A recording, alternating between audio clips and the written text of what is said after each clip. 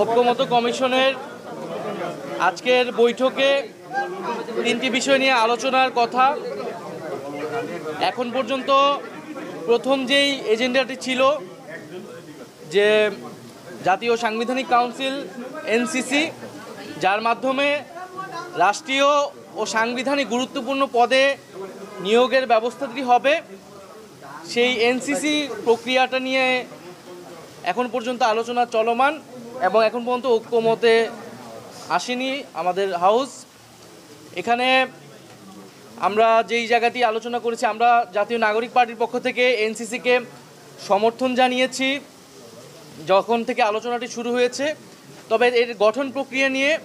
বা এর ফরমেশন নিয়ে অনেকগুলো দলেরই কিছুটা ভিন্নতা আছে এবং সেই জায়গায় আমরাও আমাদের কিছু ভিন্ন প্রস্তাব আছে, কিন্তু নীতিগত জায়গায় এখানে অনেকগুলো দল জাতীয় নাগরিক পার্টি সহ তারা এনসিসির পক্ষে অবস্থান নিয়েছে।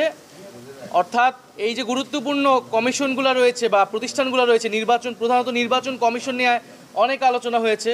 কারণ বিগত সময়ে আমাদের অভিজ্ঞতা আমরা জানি এই নির্বাচন কমিশন বা এই ধরনের গুরুত্বপূর্ণ প্রতিষ্ঠানকে কিভাবে দলীয়করণ করা হয়েছে তার নিয়োগের মাধ্যমে। ফলে নির্বাচন কমিশন, দুদক, পিএসসি অথবা মানবাধিকার কমিশন, এই কমিশনগুলোতে কোনোভাবেই আগের যে আইন, আগের যে সিস্টেম, সেই সিস্টেমে নিয়োগ আমরা সমর্থন করি না।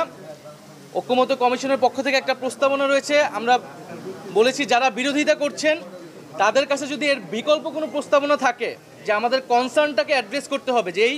কমিশনগুলো যাতে নিউট্রাল থাকে, দলীয়করণ না হয় এবং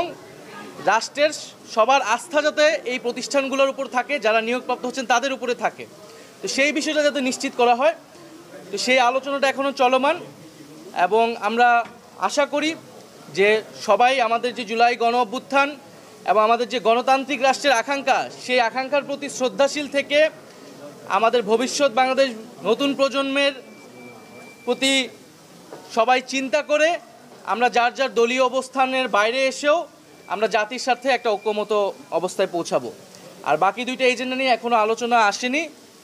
তো এই বিষয়ে আমরা এখনো কিছু বলতে পারছি না।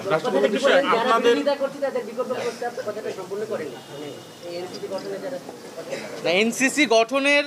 অনেকে সমালোচনা করছে, অনেকেই বিরোধিতা করেছে, কিন্তু এর বিকল্প প্রস্তাব কি হতে পারে আমরা সেই দলগুলোর থেকে জানতে চেয়েছি যে আপনারা কি আগের রাষ্ট্র কাঠামোই চাচ্ছেন কিনা, যে আগের স্বৈরতান্ত্রিক বা আগের যেই